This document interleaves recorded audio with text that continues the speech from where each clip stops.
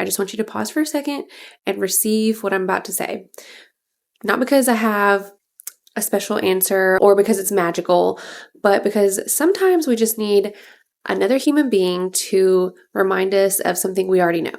And maybe today that reminder is for you. So lately I've been noticing something. So many of us, myself included, are trying to think our way back to peace. We're trying to organize our way back to peace. We're trying to optimize our way back to peace. Understand and intellectualize our way back to peace. And yet underneath it all, our nervous systems are asking one simple question. Am I safe?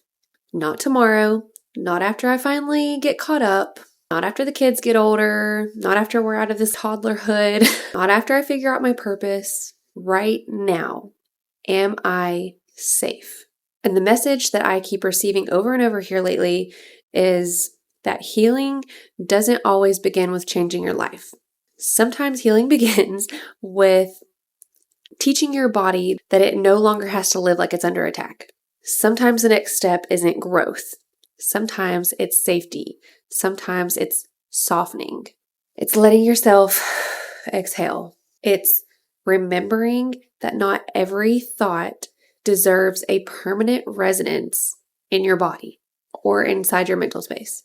Some thoughts are visitors. Some emotions are weather. And some storms are simply just trying to move through, not move in. I've also been thinking a lot about light lately, like we are in the summer solstice season.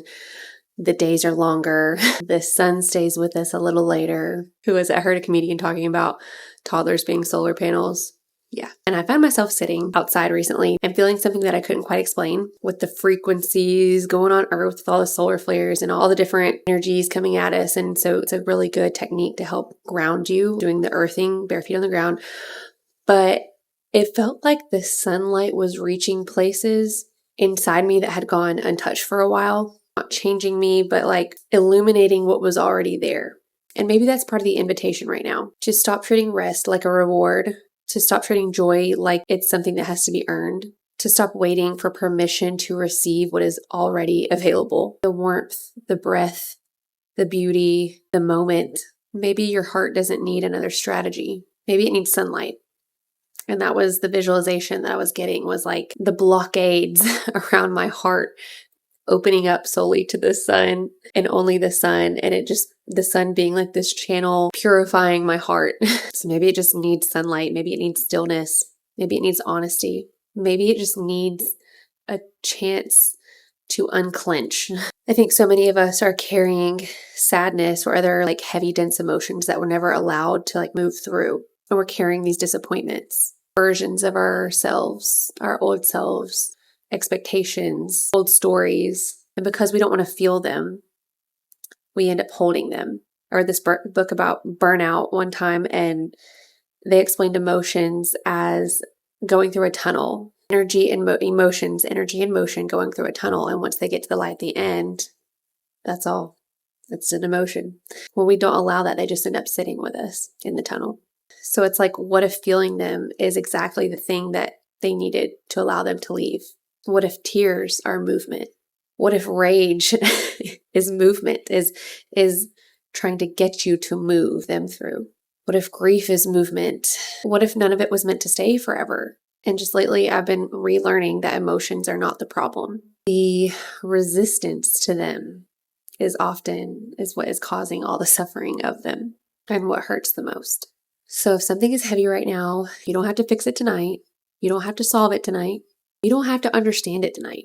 You can just simply let yourself be human. You can let yourself feel. You can let yourself soften. You can let yourself breathe.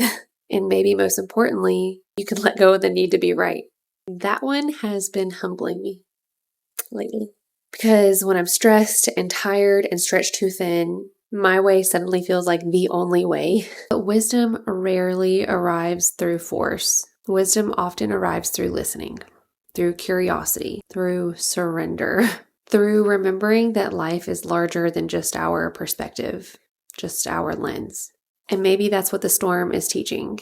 Not how to control everything, but how to trust ourselves within it, to find the eye, to return again and again and again and again to the center. Not because we stay centered, but because we remember how to come back to the center.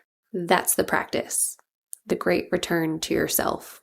Over and over, remember, you are not behind. You are not late. You are not disqualified because you are tired. You are not failing because you are still learning. You are allowed to begin again today. You are allowed to soften. You are allowed to choose peace today. You are allowed to say yes to whatever nourishes you today. You are allowed to say no to what drains you. You are allowed to trust the wisdom that is already inside of you. And if all you do this week is step outside and feel the sun on your face, take one deep breath and remember who you are, that's enough. And the better it gets, the better it gets. Find the eye. Remember. This has been another Echo in the Eye of the Storm. I will see you again for the next one.